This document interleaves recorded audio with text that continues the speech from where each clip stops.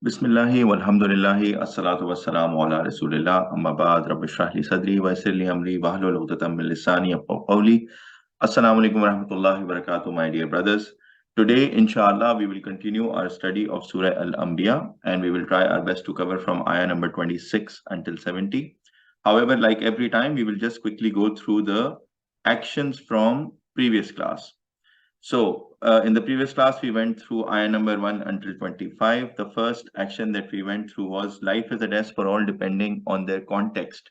And we have to stay focused on the guidance and be better Muslims every day. So, regardless if Allah subhanahu wa ta'ala has given anyone wealth, power, position, it's a test. Or if somebody is less privileged and they have, let's say, they're from hand to mouth and they're having a struggling life, for both of them, life is a test. It cannot be, so I am so much privileged and Alhamdulillah, I have everything in this life, so I will be going into Jannah. We cannot imagine this and we cannot take it for granted. So both type of people, they are having a test in this life. And this is the point that will be repeated in the lesson that we have today as well. So we have to make sure that we are focused on the purpose why Allah subhanahu wa ta'ala created it. And that purpose is Allah subhanahu wa ta'ala has given us a test. He has shared guidance with us. Guidance tells us if we have to, what is the right path, what is the wrong path, what we have to do, what we don't have to do. And then based on that, we should live our lives and be better Muslims every day. This test and this part will also be repeated, inshallah, in today's lesson. We'll go through it together. From Islamic perspective, use of intellect is when you ponder over Allah subhanahu wa ta'ala's revelation and Quran, that is Quran, and when you follow its guidance, that is implemented in your life. So there are two parts to it. Number one, you have to understand, you have to think about, you have to study what is the guidance. Because first you need to know the right guidance. What should I follow? What should I not follow? What should I do? What should I not do? And then the second part is once you have gained that knowledge, then you have to implement it in your lives. This is very, very important. It cannot be that you take all the knowledge and don't take any action. Then what's the point of that knowledge? And it cannot be that you take actions, but the knowledge is not correct. So both of the things are very important. Then follow the guidance. We are here for a test with everything that Allah subhanahu wa ta'ala has given us or not given us. And based on that, what will we do? Will we be thankful? Will we start saying, oh, but life is so tough and it is not fair, and why this is happening to me and why that is happening while other people are having, an amazing life? No, this is not the right perspective. And also we need to understand one thing, that we cannot have all our focus on the life of this world. So life is not just for fun, eating, playing, fulfilling our desires, and then dying and then going away. I mean, animals also do the same, and this is all what we discussed in the last class. So we need to have a balance in our lives, and we need to balance it, meaning, yes, you can fulfill the needs of this life. However, you have to always be conscious of the akhirah and the life hereafter, which is the truly the life that we should really worry about, because that will be never ending. So these were the key lessons from previous class. Let's start our lesson of today's class.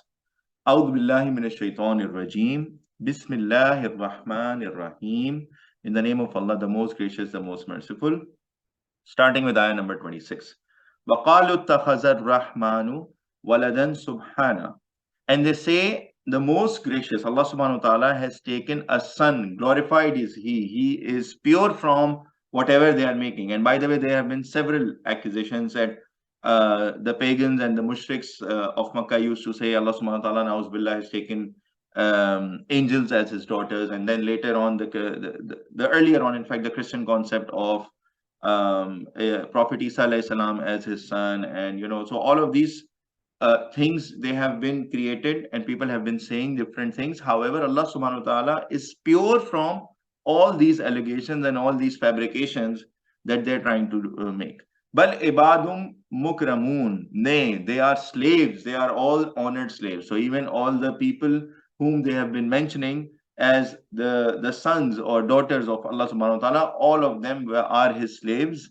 And he's pure and he's higher above from all these allegations they are making. La yasbiqunahu bil qawli wa hum bi amrihi ya'malun. They cannot precede him in word, and they act by his command only. So they are the ones who are following the guidance. they are his slaves. And even we know from Prophet Isa alayhi salam, it was clearly called out by him that I am also abd of Allah subhanahu wa ta'ala, I am slave of Allah subhanahu wa ta'ala. And obviously when you are abd, then you follow the guidance of your master, in this case Allah subhanahu wa ta'ala. Same is the case for angels, as they were saying that, angels are, na'uzubillah, daughters of Allah subhanahu wa ta'ala. So all of these are false allegations. يَعْلَمُ مَا بَيْنَ أَيْدِيهِمْ وَمَا خَلْفَهُمْ وَلَا يَشْفَعُونَ. He knows what is before them and what is behind them, and they cannot even intercede. So Allah subhanahu wa ta'ala knows everything, and he has the absolute knowledge about everyone and everything. إِلَّا لِمَنِ ارْتَضَى وَهُمْ مِنْ خَشِيَتِهِ مُشْفِقُونَ. Except for whom he approves. So if there is any intercession that can happen, Allah subhanahu wa ta'ala approves it, and they fear of him, and they stand in awe from him. So it's not like they can take any action on their own. وَمَنْ يَقُلْ مِنْهُمْ إِنِّي إِلَهٌ مِّن دُونِهِ فَذَلِكَ نَجْزِيهِ Jahannam. And whoever says of them, I am indeed a god besides him, then that we will recompense with hell. So no one can claim that, I am the god, or I am Ilah, or I am whatever, because then Allah subhanahu wa ta'ala is saying their punishment will be only hellfire. كَذَلِكَ نَجْزِي الظَّالِمِينَ. Thus we recompense the wrongdoers. All wrongdoers will be recompensed with hellfire. أَوَلَمْ يَرَ الَّذِينَ كَفَرُوا أَنَّ السَّمَاوَاتِ وَالْأَرْضَ كَانَتَا رَتْقًا فَفَتَقْنَاهُمَا.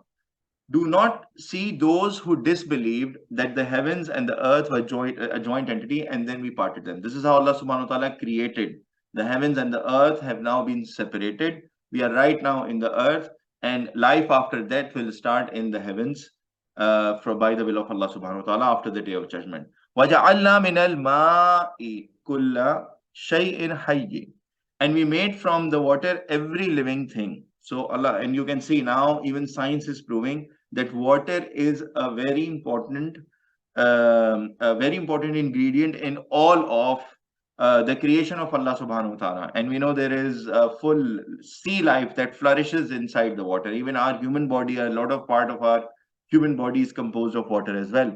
Afala yu'minun. Then will not they believe? All of these are signs from Allah subhanahu wa ta'ala. For them at that point in time, we are blessed, by the way, because now we have so much scientific advancement that a lot of the things that we read in the Quran, and there are more scientific miracles of Quran that we will discuss inshallah today as well. At least there are 3 that are being pointed out clearly by Allah subhanahu wa ta'ala, and now they have been proven by science as well. So here as well, Allah subhanahu wa ta'ala is saying, then will they not believe? These are all signs from Allah subhanahu wa ta'ala.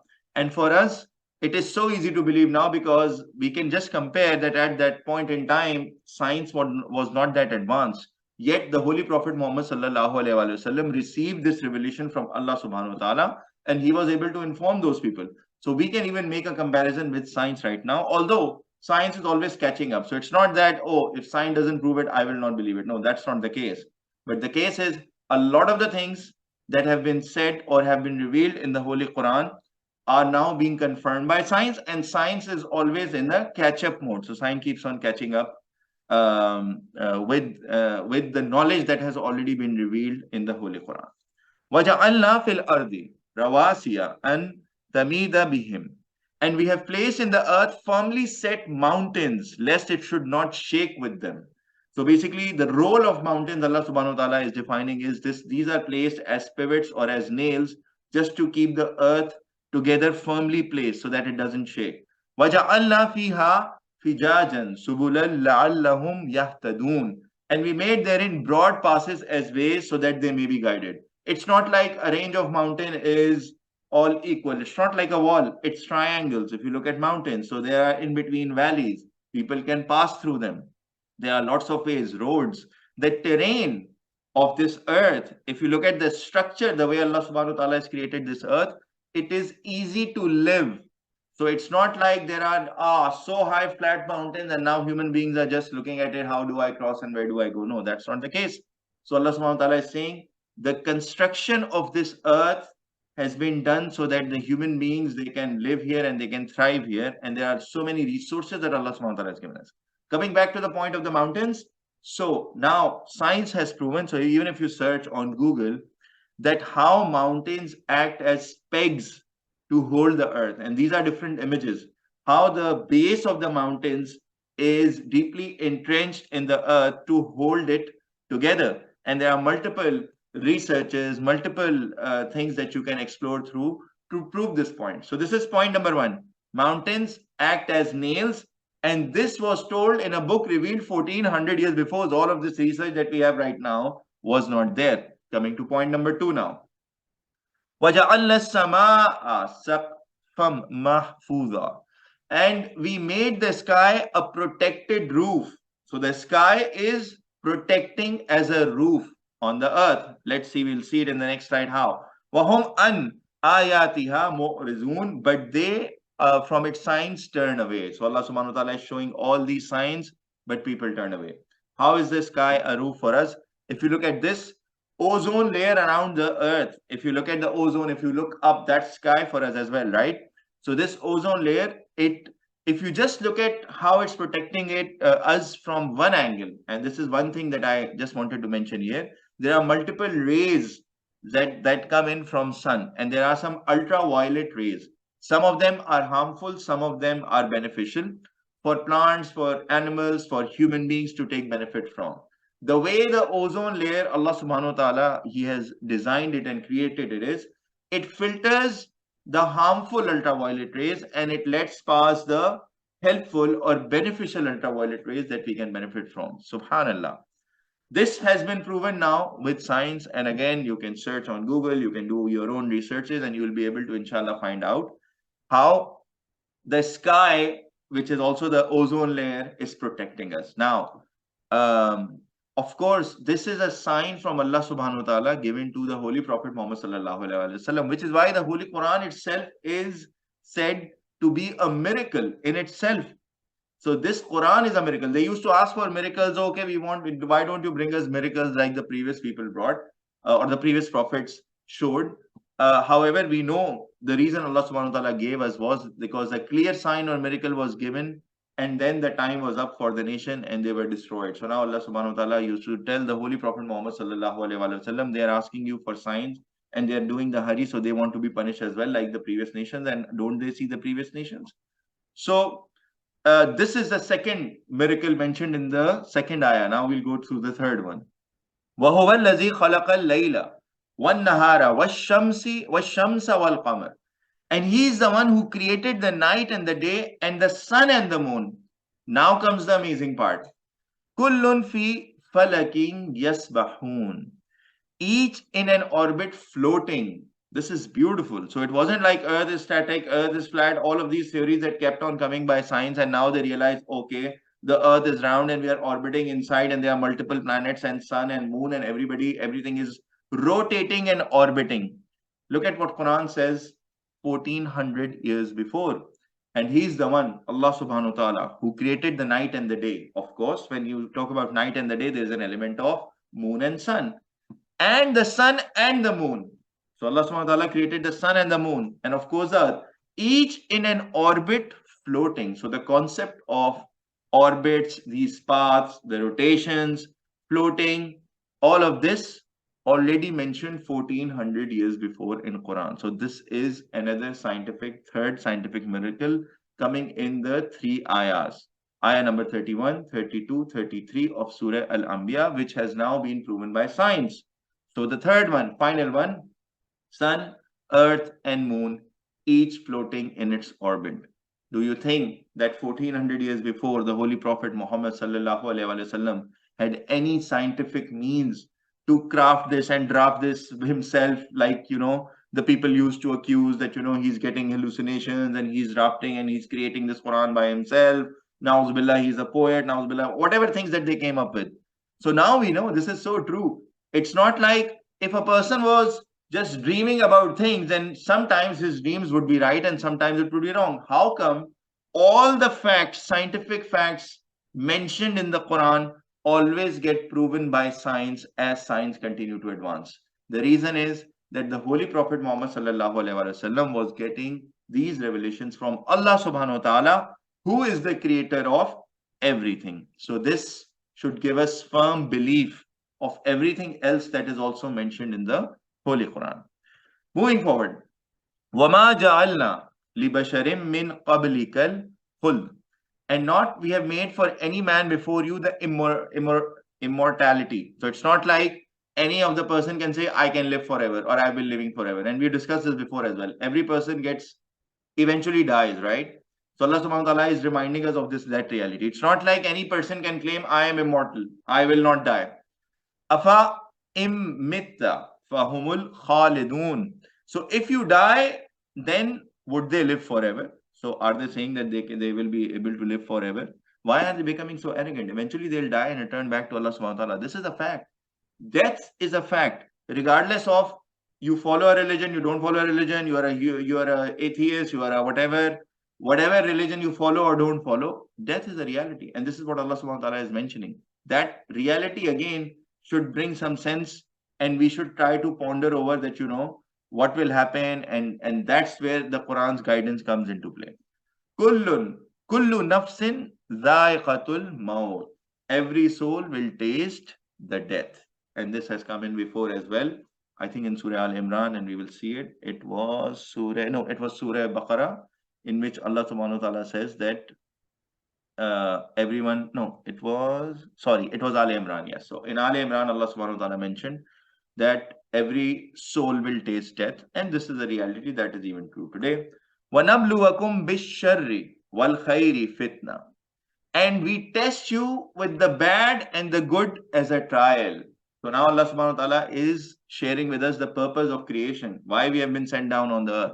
Not just to eat, drink, have fun, go out, have party with friends, and study and go to get a job and earn money, and then again party and start your life with family, and keep on enjoying and all of this, and then die eventually. No, that's not the purpose. The purpose is that we have been sent in this life as a test, so that Allah subhanahu wa ta'ala tests us with the bad and the good as a trial. Wa ilayna turja'un, and to us you will be returned. Again, a reality. We return to Allah subhanahu wa ta'ala. The life is a test for everyone. Allah subhanahu wa ta'ala is testing everyone with good or bad. It can be situation. It can be a situation in life. Someone can have money, someone can lose money, someone can get a disease, someone can be very happy, someone can be having a lot of fun in this life, someone can go hard times.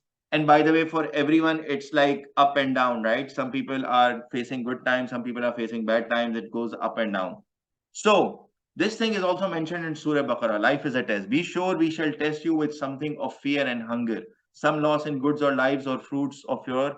But we give glad tidings to those who patiently persevere, who say when afflicted with calamity, to Allah we belong, and to Him is our return. Inna lillahi wa inna ilayhi raji'un.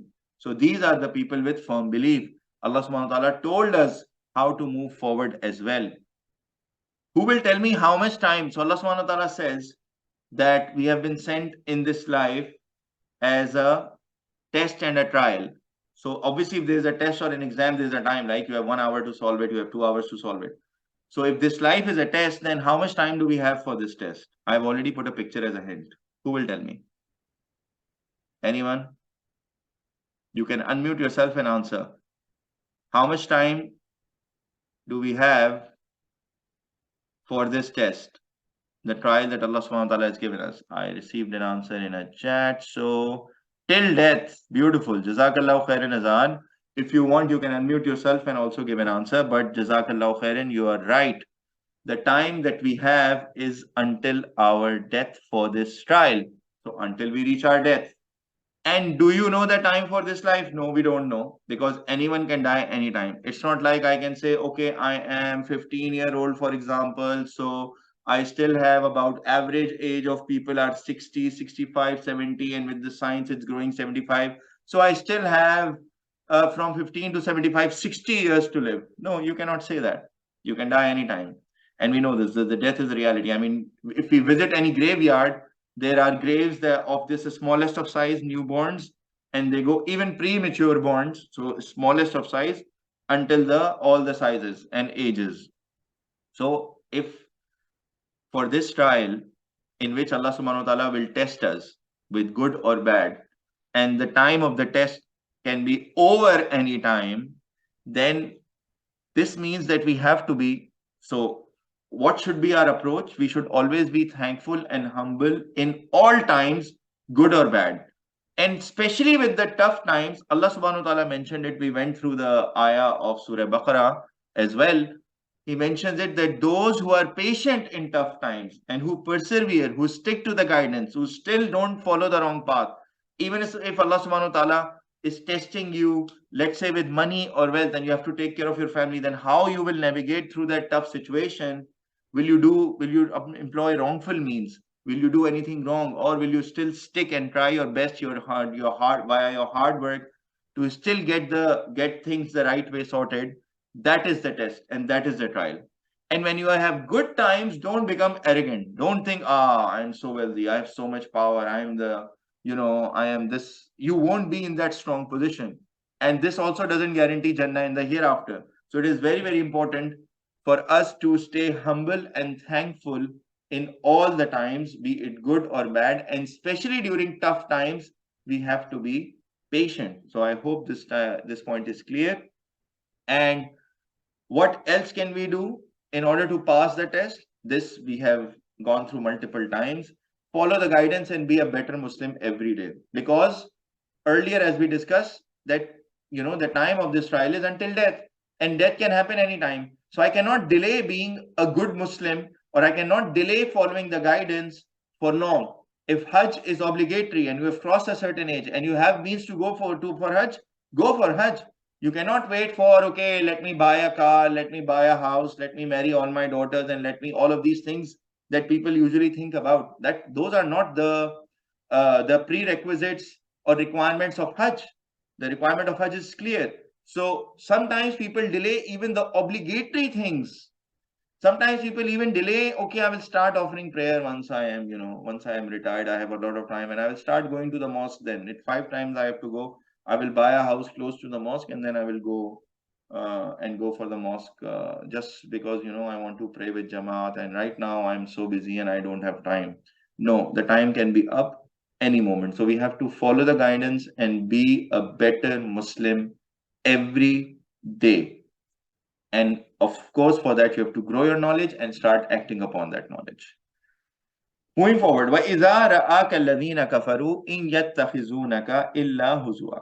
And when you see those who disbelieve, they take you not except in ridicule. They just take you for fun. So the Holy Prophet Muhammad sallallahu alaihi wasallam is discussing serious matters with them and highlighting and warning them. Still, they are not, because they don't believe, they are not taking it, they just take it casually.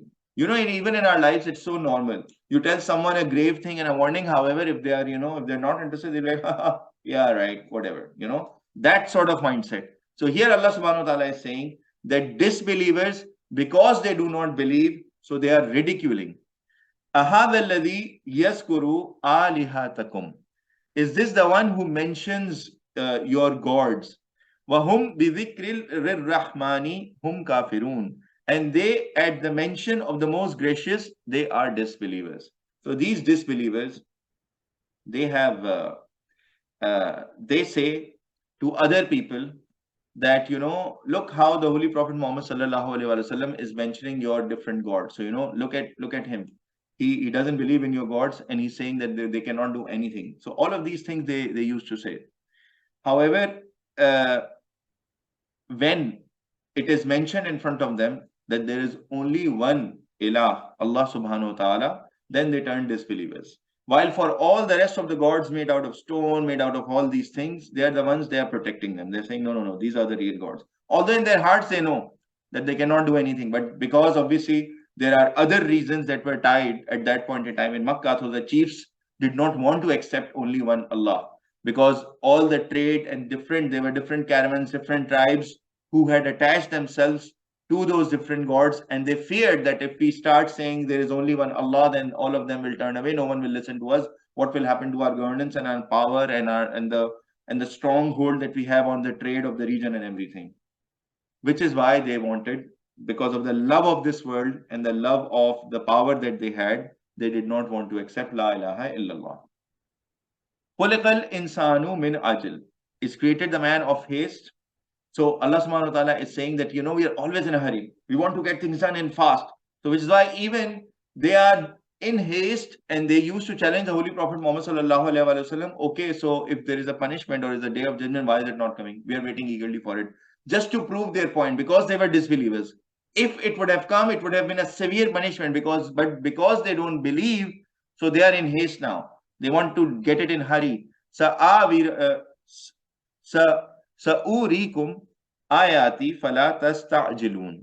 I will show you my signs, so do not ask me to hasten. Allah subhanahu wa ta'ala is giving us a chance. Allah subhanahu wa ta'ala is sharing all these signs so that we correct our lives before the day of judgment comes, before the punishment comes, before our time is up, that is, the death reaches us.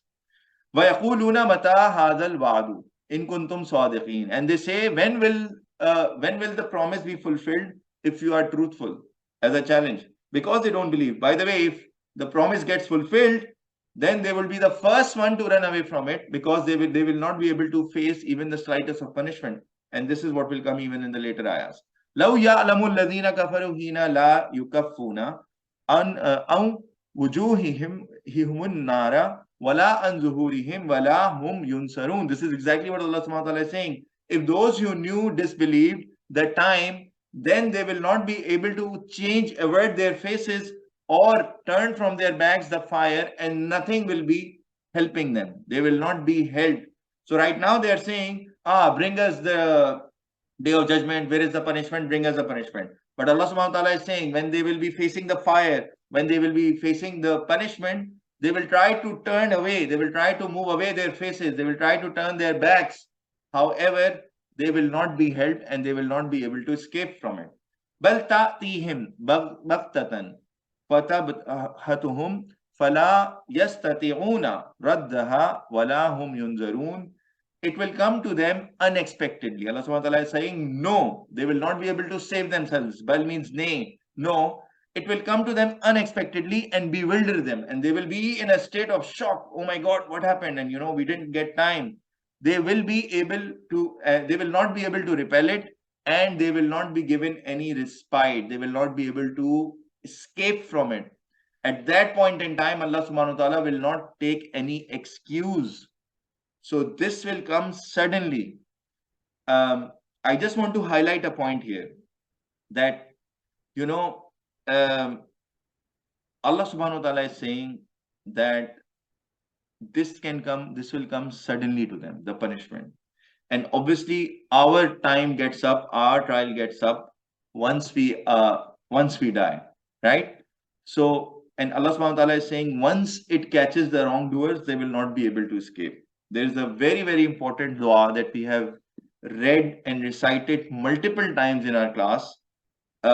Please try to memorize it and try to recite it in the morning after Fajr, in the evening after Maghrib. Allahumma ajirni minan nar. Oh Allah subhanahu wa ta'ala, protect me from hellfire. Please recite it in the morning. Please recite it in the afternoon. Continuously seek forgiveness for all the sins that we continue to do during the day, so that may Allah subhanahu wa ta'ala forgive us. And recite this so that we are not caught by surprise, so that we keep on asking Allah subhanahu wa ta'ala for protection from the hellfire. So this is a very, very important action. If you still do not remember, or if you still have not memorized this short dua and prayer, please make sure that you memorize it and you continue to recite it in the day and in the evening as well. وَلَقَدِ اسْتُهْزِيَ بِرُسُلٍ مِّن قَبْلِكَ فَحَاقَ بِالَّذِينَ سَخِرُوا مِنْهُمْ مَا كَانُوا بِهِ يَسْتَهْزِئُونَ. And verily, all messengers were mocked before you, O Muhammad sallallahu alaihi wasallam. Then surrounded those who mocked from them what they used to mock at. So whatever they were saying for you, then they were surrounded by a severe punishment, and it turned back on them. The entire situation turned upside down and they were punished. This, we have gone through multiple stories of the prophets, multiple stories of the nations, how the nations were so powerful that they became arrogant. They started opposing the messengers. Messengers gave them, and the prophets gave them the warnings. They did not listen. And Allah subhanahu wa ta'ala punished and eliminated entire nations. We have gone through stories of Ad, Sumud, Midian, people of the Midian, multiple people, nation of Lut alayhi salam, multiple nations we went through who were so arrogant, but then when punishment came, they used to mock and make fun of the messengers. But later on, when the punishment came, the situation was upside down and they were severely punished in this world, as well as obviously they will be maybe punished in the hereafter as well. Only Allah subhanahu wa ta'ala knows. Wallahu alam. قُلْ مَنْ يَكْلَؤُكُمْ بِاللَّيْلِ وَالنَّهَارِ مِنَ الرَّحْمَنِ. Say, who can protect you in the night and in the day from the most gracious? بَلْ هُمْ أَنْ ذِكْرِ رَبِّهِمْ مُعْرِضُونَ. Yet they turn away from the remembrance of their Lord. So only Allah subhanahu wa ta'ala can protect us day and night with any threats, with all the things that are happening around us. We should recite and pray to Allah subhanahu wa ta'ala in the morning, in the night, all the 5 times prayer. 5 times prayer is an amazing gift for Muslims. It's amazing. It connects you with Allah subhanahu wa ta'ala and it has become mandatory because Allah subhanahu wa ta'ala knows how important it is for us. And then in those prayers, the surahs that we pray, the additional du'as that we make, they help and they protect us during the night and during the day. There are special azkars, a special dua, special remembrance of Allah subhanahu wa ta'ala that can help you and that can protect you during the entire night while you are even sleeping. If you do that after Maghrib, if you do those azkars, they will protect you through the night. After Fajr, when you pray those duas and azkars, they will protect you throughout the day. So this is what Allah subhanahu wa ta'ala is reminding us. What holds us back from remembering Allah subhanahu wa ta'ala or doing dhikr of Allah subhanahu wa ta'ala? Am lahum alihatun tamna'uhum min duni. Or have they gods to defend them from us? Now Allah subhanahu wa ta'ala in the previous ayah said that I am the one who's protecting day and night. Now Allah subhanahu wa ta'ala is challenging them back. Or do you have your own gods who are protecting you? Do they have any power of protecting you? La yastati'una nasra anfusihim wala hum minna yushabun. They are not able to help themselves and not they will be able can be protected from us. Even the gods, whosoever you can call, whosoever is in your head, other than Allah subhanahu wa ta'ala who can protect you, they cannot do anything. And they even cannot protect themselves from Allah subhanahu wa ta'ala. بل متعنا هؤلاء وآباءهم حتى طال عليهم العمر. Nay, we gave provision to these and their fathers until grew long from them for their life. So they got for a certain time, Allah subhanahu wa ta'ala gives them provision, gives them position, gives them wealth, just like their forefathers as well. أَفَلَا يَرَوْنَ أَنَّا نَأْتِي تِلْ أَرْضَ نَنْقُصُهَا مِنْ أَطْرَافِهَا. Then do not they see that we come to land and we reduce it from its borders. So now Allah subhanahu wa ta'ala is giving different warnings to them. They have been flourishing. They had all the wealth. They had all the provisions from Allah subhanahu wa ta'ala. However, they did not follow the guidance. Now Allah subhanahu wa ta'ala started to narrow the lands. The believers started to take over those lands from the borders. So this is also should be seen as a warning sign by the disbelievers. Afahumul ghalibun. So is it they who will be overcoming? So they think that they can still overcome and win versus the believers or versus the message of Allah subhanahu wa ta'ala. So it is better that they start also to follow the guidance. There's an explanation in Tafsir Ahsanul Kalam of the same ayah. See, they do not see that we gradually reduce the land of disbelievers by giving it to the believers in war victories from its outlying borders. And Allah subhanahu wa ta'ala judges, there is none to put back his judgment and he's swift at reckoning. Meaning he's swift and he's fast to hold people accountable. قُلْ إِنَّمَا أُنذِرُكُمْ بِالْوَحْيِ. Say only I warn you by the revelation. وَلَا يَسْمَعُ الصُّمُّ الدُّعَاءَ إِذَا مَا يُنذَرُونَ. But hear not the deaf the call when they are warned. So they're like deaf people. You keep on warning them, you keep on asking them, they will not even listen, like a deaf person. So even when they listen, they choose to ignore. A person who is listening to revelation or guidance from Allah subhanahu wa ta'ala, but not acting and not changing his behavior is as good as a deaf person. Because a deaf person cannot hear, he cannot take action. Similarly, if you're hearing and not taking action, then you and the deaf person are equal. وَلَئِمْ مَسَّتْهُمْ نَفْحَةٌ مِّنْ عَذَابِ Rabbika la yaqulunna ya waylana inna kunna zalimin. And if touches them a whiff of a punishment, the slightest of punishment of your Lord, surely they will say, oh, woe to us, we were the bad ones. Indeed, we were wrongdoers. When the slightest of punishment will touch them, they will start immediately regretting.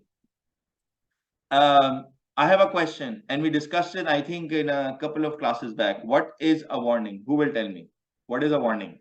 What do you understand by the word warning? Anyone? Means that somebody has warned you, like it is bad for you, and then you can't do it. You can't do that. Excellent. Jazakallah khairan, Muhammad. So you're right. Something they're trying to warn you. So they're trying to take, they want you to take an action. So let's say somebody is warning you, meaning there's an information they're saying. It can be like, hey, there is fire in this room. Run away, move. So what should you do when you hear this? Of course, if there is smoke, there is fire, you will start to move and you'll start to take action. So information on which urgent action should be taken. Warning is like you cannot delay it. So it's not like somebody comes to you and say there is fire here, and you say, fine, let me finish. You know what I'm doing? Let me finish this game. I'm just, or I was just doing this. Let me. I'm busy with my studies. I have exam tomorrow. I will think about it later. Fire in the house, no problem. No, you cannot say that, right? Because it is something. So a warning is something, an information on which you need to take urgent action. You need to move now, or you need to do something about it. It's a warning. If you were walking and there is a door in front of you that says warning, don't do that. Or if you're driving and there's an oil tanker in front of you, so and it says warning, don't hit and press the brake or keep a distance, you need to action it. Otherwise, there are chances that you will run into an accident with that oil tanker or whatever. So the point is, warning is something that is an information on which you have to take urgent action. So once a warning is issued, what will a smart person, or even let's say a reasonably smart person or a logical person do when he receives a warning? So let's say you gave a warning to someone. What do you expect him to do? Like he will listen to the warning and then go away from it. Excellent point, Mohammed. Jazakallah khairin. You're right. Brilliant.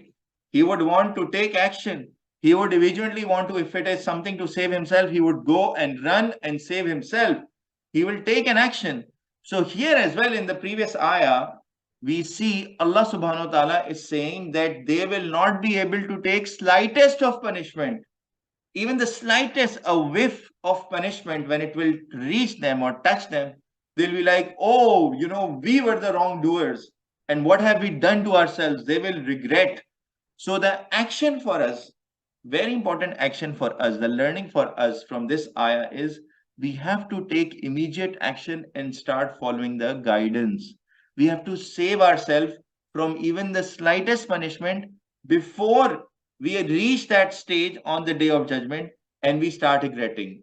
Maybe, by the way, the biggest regret of wrongdoers on the day of judgment would be that if they would have done better when they were given time during the trial, which is this life, and this is the purpose of this life.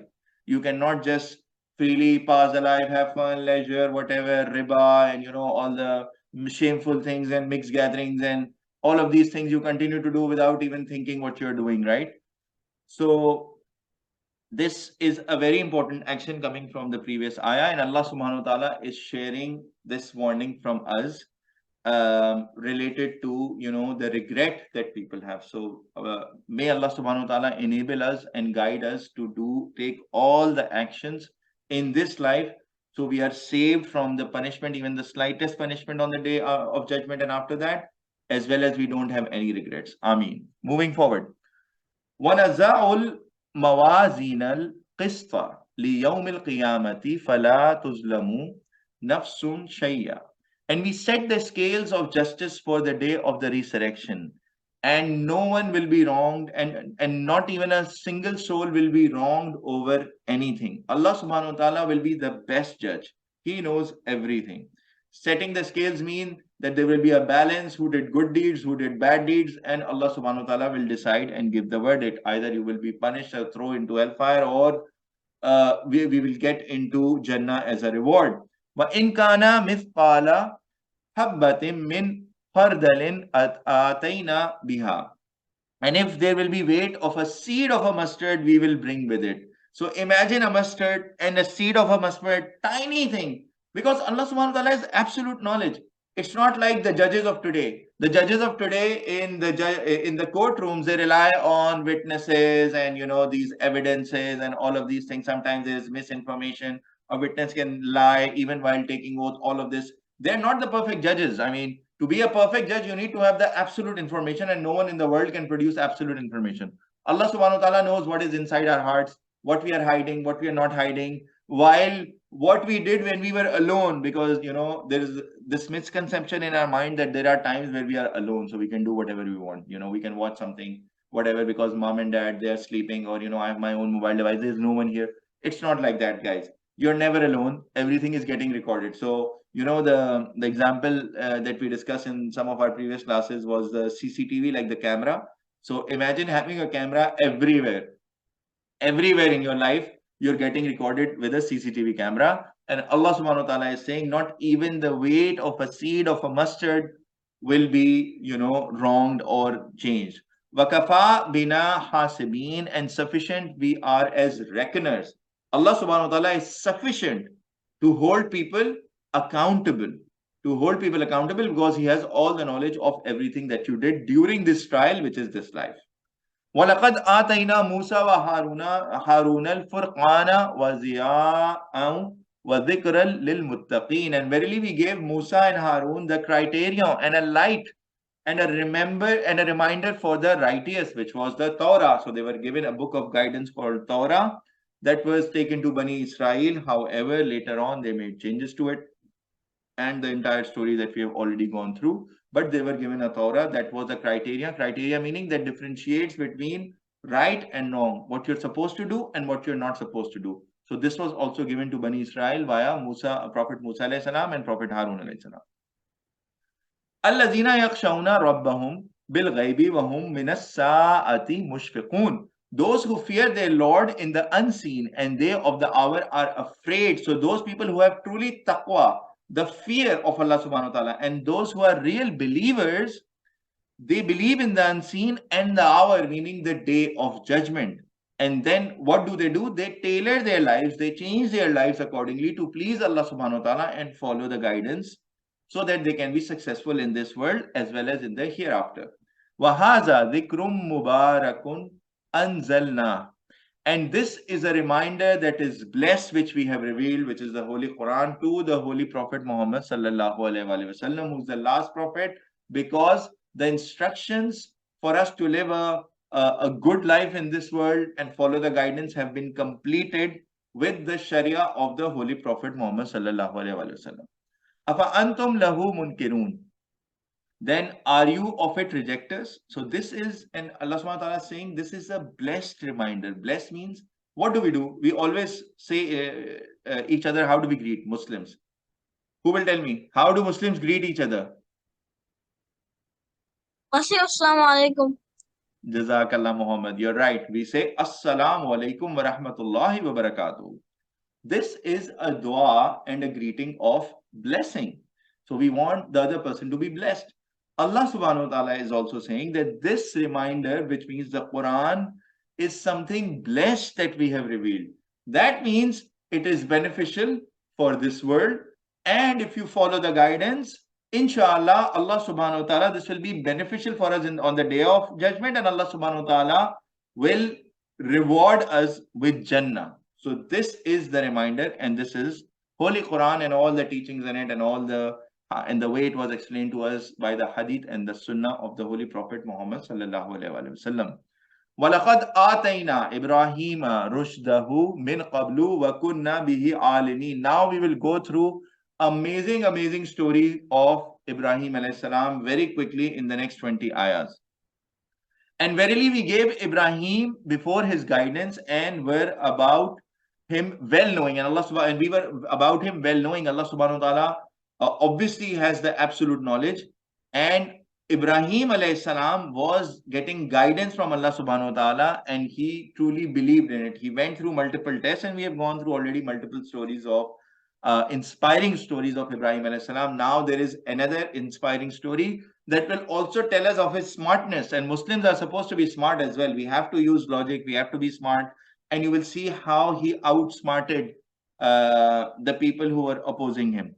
So let's go through the story. إِذْ قَالَ لِأَبِيهِ وَقَوْمِهِ مَا هَذِهِ التَّمَاثِيلُ الَّتِي أَنْتُمْ لَهَا عَاكِفُونَ. When he said to his father and his people, what are these statues which you are so much devoted to? He was talking to the idols. So there were so many idols that were there. And his father even, and all the people who were there, his father is said to be one of the chiefs there. He held some important position. And then there were other people as well who were around. So he challenged them. Ibrahim alayhi salam said, what are these statues? What are these stone idols that you have created? Why are you so much devoted to them? Why do you worship them and all? What can they do for you? قَالُوا وَجَدْنَا آبَاءَنَا لَهَا عَابِدِينَ. They said, we found our forefathers worshipping them. So the only logic they had to worship those idols made out of stones and everything was that because our forefathers used to do it, and which is why we do it. By the way, this is an important point. Even for us in our lives, a lot of the times when you try to implement the right version or the true Islam, some of the things that have become part of the culture that you would want to challenge, people will say, so you will tell us what real Islam is, huh? We have been following this and doing this from our fathers and forefathers, and your grandfather used to do, your grandmother used to do. Are you challenging all other? So the same arguments will keep on coming.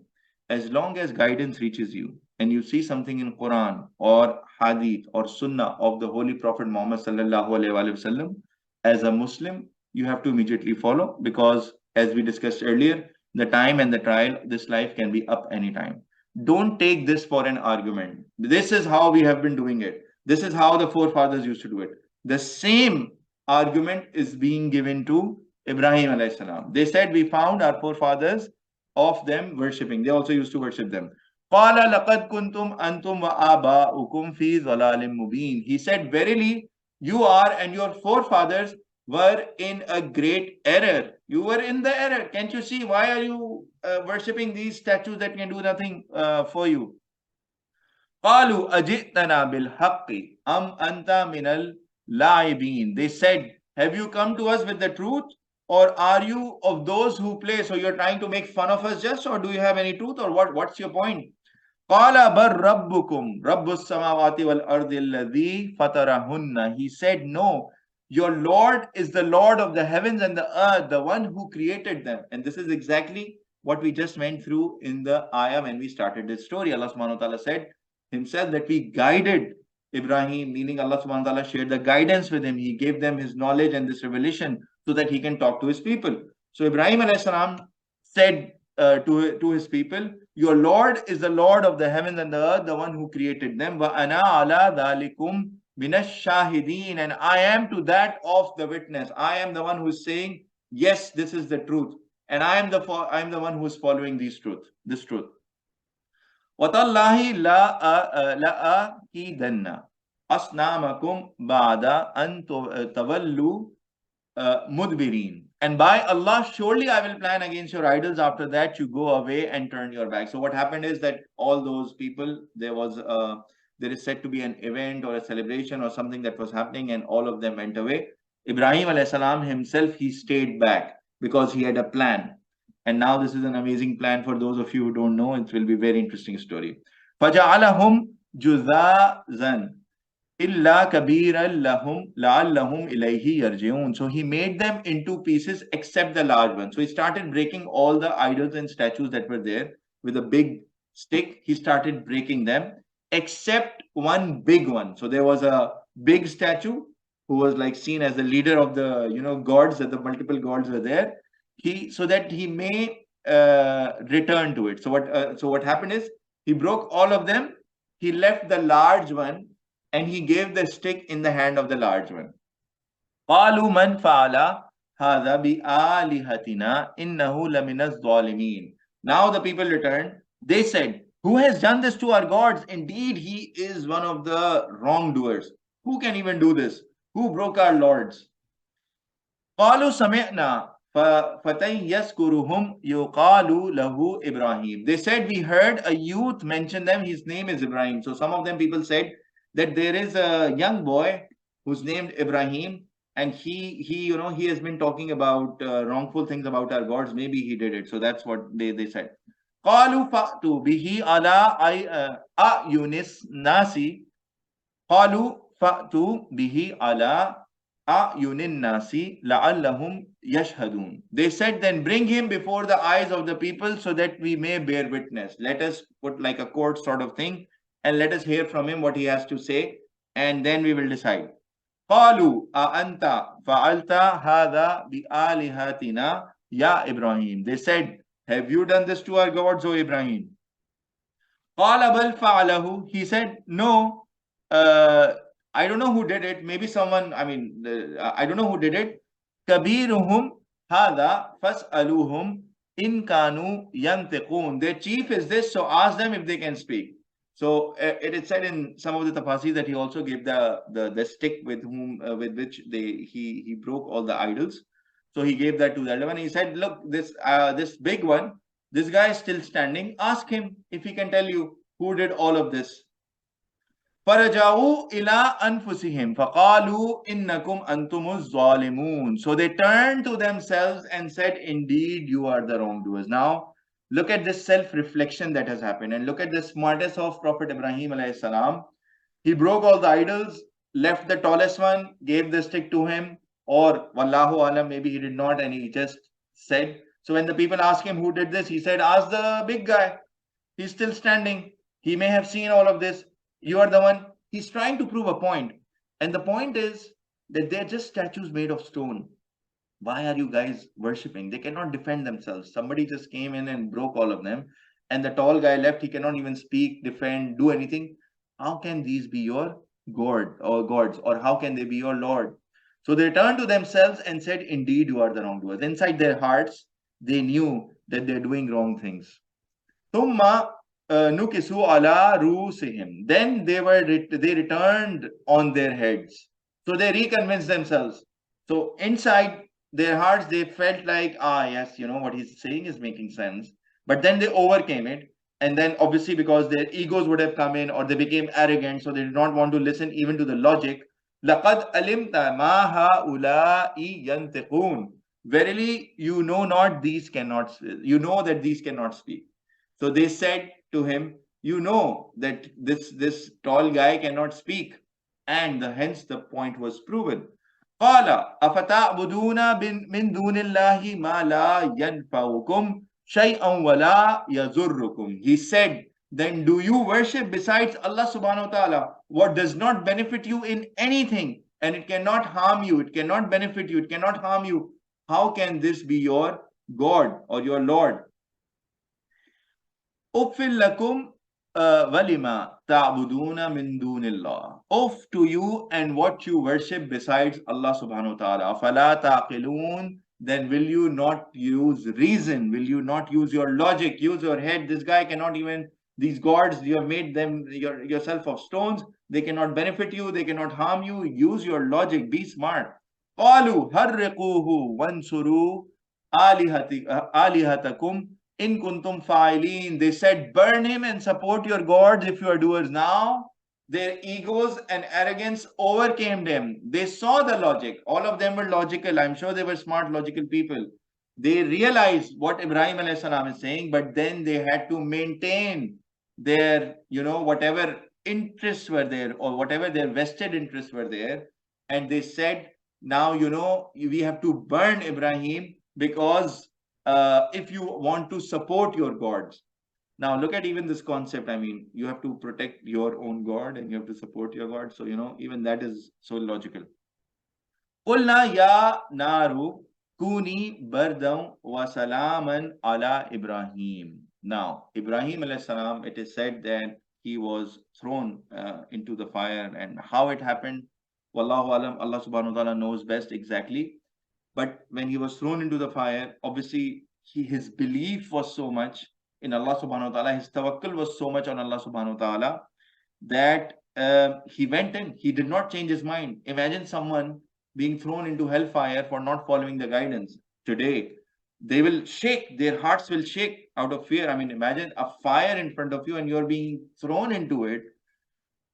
Just imagining slightest burn on our finger can give us like a slight pain right now. You can even feel the pain. If I tell you, okay, I'm burning your hand with a candle or a lighter or whatever, you can feel it.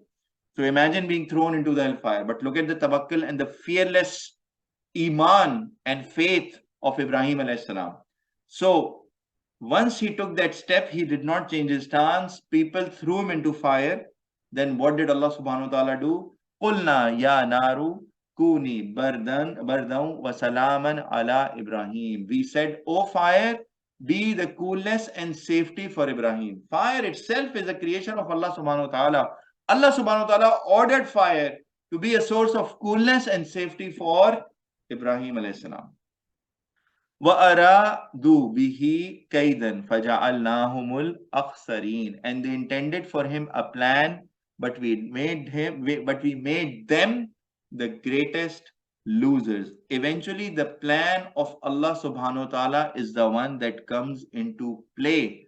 So even when you see cruelty, even when you see wrong things and bad things happening around you, of course, you should try to your best to correct them. But then eventually, as Muslims, our belief should be that eventually the plan of Allah subhanahu wa ta'ala will prevail. This was the last ayah for today, and let's move forward. So the lesson from this amazing story of Prophet Ibrahim alayhi salam, the biggest lesson is in the belief of Allah subhanahu wa ta'ala. This is a huge test from Allah subhanahu wa ta'ala for anyone. May Allah subhanahu wa ta'ala keep us steadfast like Ibrahim alayhi salam and make us follow his sunnah of always doing the right thing, always following the guidance despite of how the world around you changes, right? So he was fearless and he was smart. This is the learning. Amazing smartness, the way he destroyed all the different gods and then left the tallest one and then, made that entire argument that also made them think, and inside their hearts, they knew that they were wrong, but then their arrogance overcame and then, they decided to throw him into fire. And the other thing is he had full faith and tawakkul on Allah subhanahu wa ta'ala. He had unwavering faith. Imagine being thrown into a fire when everyone is against you and you are being thrown into the fire. So he had that faith and Allah subhanahu wa ta'ala helped him at that point in time. Now, what is the lesson for us from this story? And I have given a hint here as a picture. Anyone who can tell us what should we learn from this story? What should be our action? Anything that comes to your mind?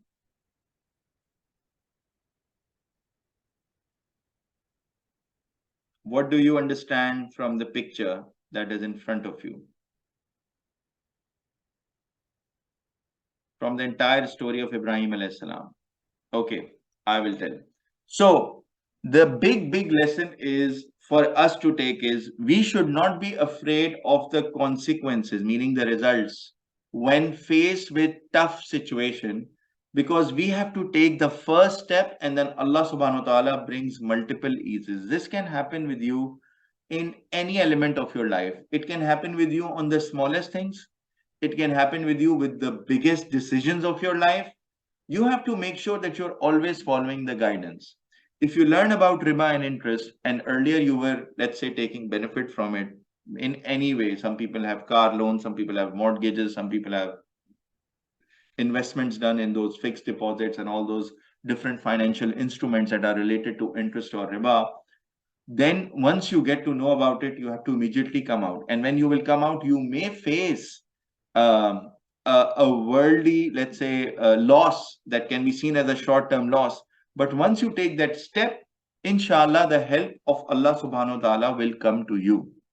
And Allah subhanahu wa ta'ala will make the next steps easy. Which is why I loved this picture when I was searching for a picture. The first step seems like almost impossible. Look at the height of the guy, he's small and the step one is so big. But once he overcomes it, then 2, 3, 4, 5, 6. And by the way, this concept you can apply even in worldly things, like, if you're about to start a business, or you're trying to become an entrepreneur, or if you're trying to find a job, or if you're doing anything, starting a project, anything, initially you will face difficulties. The same concept here as well, that we have to make sure that we are following the guidance regardless of the consequence, and then you will see ease and help coming from Allah subhanahu wa ta'ala. Like in the case of Ibrahim alayhi salam, we saw the tough test that he went through, yet Allah subhanahu wa ta'ala ordered fire to be cold and become as a safety thing for Ibrahim alayhi salam. So I hope this is clear. Alhamdulillah, this marks the end of today's lesson. We are almost on time. I will just quickly go through the key actions from this class. Number one, the life is a test for everyone. Be thankful and humble in all times, good or bad, and be patient in tough times. So Allah subhanahu wa ta'ala stated the clear purpose of our creation. Everybody is going through a trial in this life, and there can be good situations, there can be tough situations. We have to be patient in tough times and be persevere, meaning stay on the right path. Continue to stay on the right path and continue to pray to Allah subhanahu wa ta'ala for ease to come. Follow the guidance and be a better Muslim every day. Time will be up any moment. That means that once we die, that's the time of our time of our death is the end of our trial, end of our test. Be smart, take immediate action, and start following guidance at the earliest. Wrongdoers will not be able to bear the slightest punishment, a whiff of punishment. Allah subhanahu wa ta'ala mentioned it, and will be deeply regretting it when they will be caught suddenly. We will be caught suddenly. That doesn't announce, right? It's not like we know we have an appointment and day after tomorrow we are going to die, so we can plan things in advance. No, we can die any moment, or it can be several years before we die. Only Allah subhanahu wa ta'ala knows. But since we don't know the time that the trial will be ending, we have to take immediate action. We have to make sure that we start to become better Muslims every day.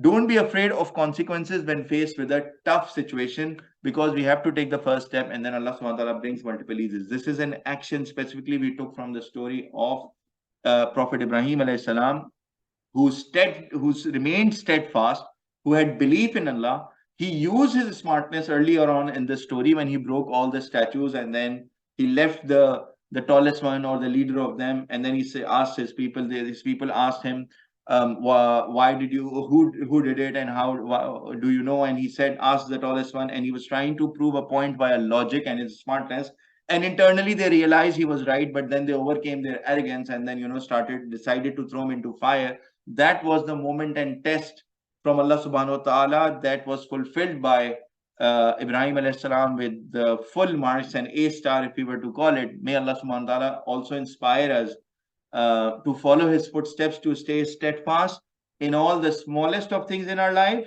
as well as all the biggest or major decisions of our life.